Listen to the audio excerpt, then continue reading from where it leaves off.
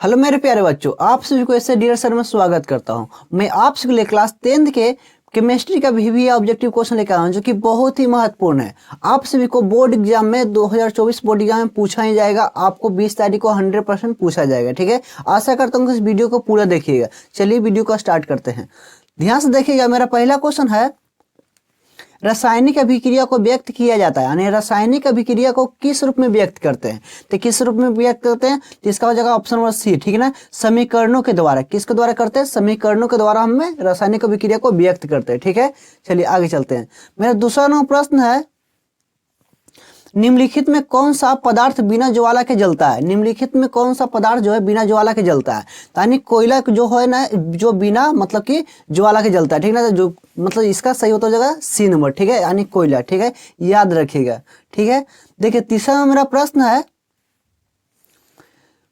शरीर में भोजन का पाचन किस प्रकार की विक्रिया है। ठीक है, भोजन में पाचन किस प्रकार की विक्रिया है। यानी ऑक्सीकरण है। किस प्रकार का है? ऑक्सीकरण। इसका सही उत्तर हो जाएगा बी नंबर। ठीक है, याद रखिएगा।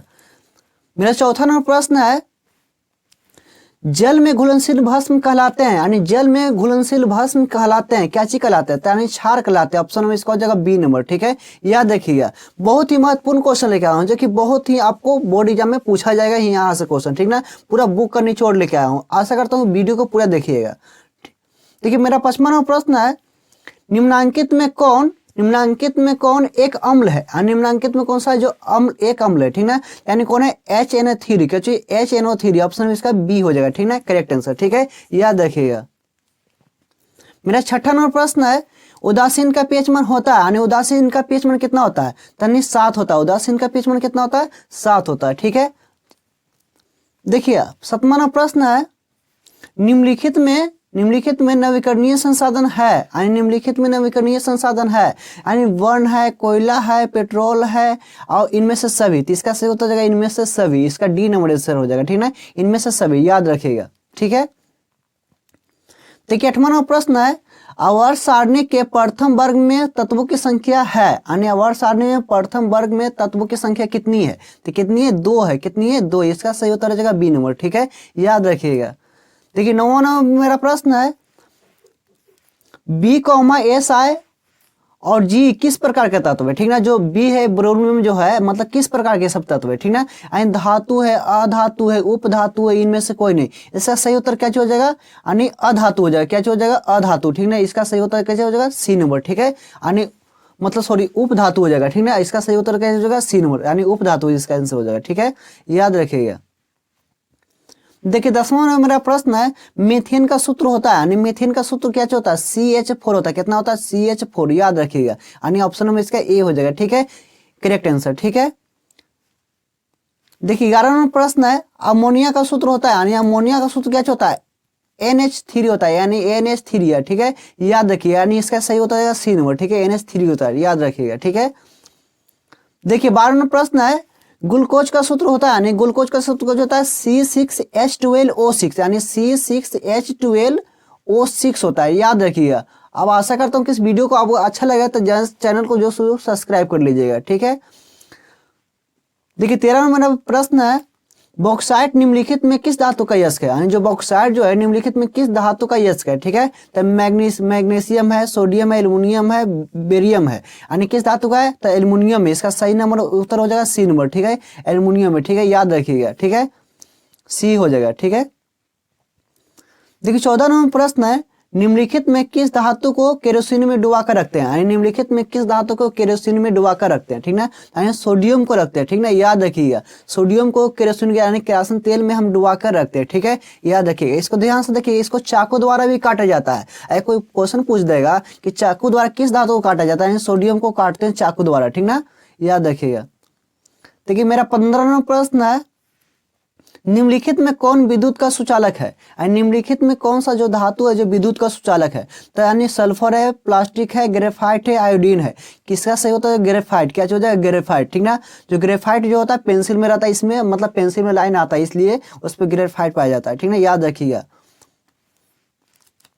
निम्नलिखित में पीतल किसका उदाहरण है? निम्नलिखित में पीतल किसका उदाहरण है? यानी किसका उदाहरण? मिश्र धातु का उदाहरण है। याद रखें, देखिए क्वेश्चन पूछ देगा कि मिश्र धातु कौन है, तो पीतल है, या तो पीतल है किस धातु है, यानी मिश्र धातु है। यानी याद रखिएगा कि पीतल से क्वेश्चन 100% बहुत ही मोस्ट इंपॉर्टेंट भी आए, ठीक ना। याद रखिए, आशा करता हूँ कि इस वीडियो को आपको अच्छा लगेगा। 100% चैनल को जो सब्सक्राइब और शेयर करना ना भूलिएगा, ठीक है। देखिए 17 नंबर मेरा प्रश्न है, निम्नलिखित में आयनिक यौगिक है, यानी निम्नलिखित में कौन है जो आयनिक यौगिक है, ठीक ना। यानी कौन है? KCl। कौन है? KCl, ठीक है। याद रखिएगा, इसका सही उत्तर हो जाएगा C नंबर, ठीक है, KCl, ठीक है। याद रखिए। देखिए 18 नंबर मेरा प्रश्न है, गैर परमाणु ऊर्जा है, यानी जो गैर परमाणु ऊर्जा है कौन सा है? यानी पवन ऊर्जा है। कौन सा है? पवन ऊर्जा। इसका सही उत्तर हो जाएगा कुछ D नंबर, ठीक है, करेक्ट आंसर, ठीक है। देखिए 19 नंबर मेरा प्रश्न है, चिपको आंदोलन का मुख्य उद्देश्य था, यानी चिपको आंदोलन का मुख्य उद्देश्य क्या था? यानी वन को कटाई को रोकना, यानी वन को कटाई को रोकना। सब लोग जहां वहां पर जो पेड़ जब कट रहा था, तो वहां पर सब लोग, जितना लोग जो थे, मतलब कि पेड़ से में चिपक रहे थे। इतिहास में पढ़ने के लिए पूरा डिटेल में है। आशा करता हूँ कि आप सब जरूर पढ़ पाए होंगे, ठीक है।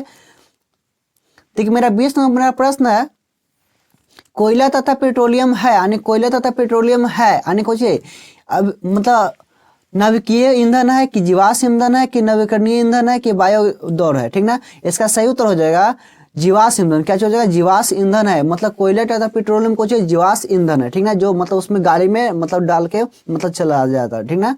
याद रखिएगा। देखिए 21वां प्रश्न है, निम्नांकित में किसका उपयोग बिजली उत्पादन में होता है? निम्नांकित में किसका उपयोग जो है जो बिजली उत्पादन में होता है? तो किसका होता है? पवन ऊर्जा का। किसका होता है? पवन ऊर्जा का। यानी लकड़ी का, मिट्टी का नहीं होता। किसका होता है? पवन ऊर्जा का मतलब कि उपयोग किया जाता है बिजली उत्पादन में, ठीक है। मेरा 22 नंबर मेरा प्रश्न है, जल यानी वर्षा जल का संचलन कहलाता है, यानी वर्षा जल का संचलन कहलाता है। क्या चीज कहलाता है? जल संचलन। कुछ कहलाता है? जल संचलन, ठीक ना। याद रखिए, इसका सही उत्तर हो जाएगा C नंबर, ठीक है। देखिए मेरा 23 नंबर प्रश्न है, जल का पीएच मान होता है, यानी जल का पीएच मान कितना होता है? तो जल का पीएच मान कितना होता है? 7 होता है। याद रखिए, कितना होता है? 7। या तो बोलेगा 7.0 बोल सकता है, ठीक ना, याद रखिएगा। लेकिन 7 ही आप मारना है, 7.0 भी होता है, ठीक ना, कोई दिक्कत वाली बात नहीं है, ठीक है। देखिए मेरा 24 नंबर मेरा प्रश्न है, बिलियन लाल लिटमस को नीला कर देता है, तब बिलियन का पीएच मान होगा, यानी लाल लिटमस को नीला कर देगा तो उसका पीएच मान कितना होगा? तो कितना होगा? 7 से अधिक होता है। क्या होता है? 7 से अधिक होता है। याद रखिएगा, ठीक है। देखिए मेरा प्रश्न 25 नंबर मेरा प्रश्न है, एस्टिक अम्ल का रंग कैसा होता है? यानी एस्टिक जो अम्ल होता है उसका रंग कैसा होता है? तो रंगहीन होता है। कैसा होता है?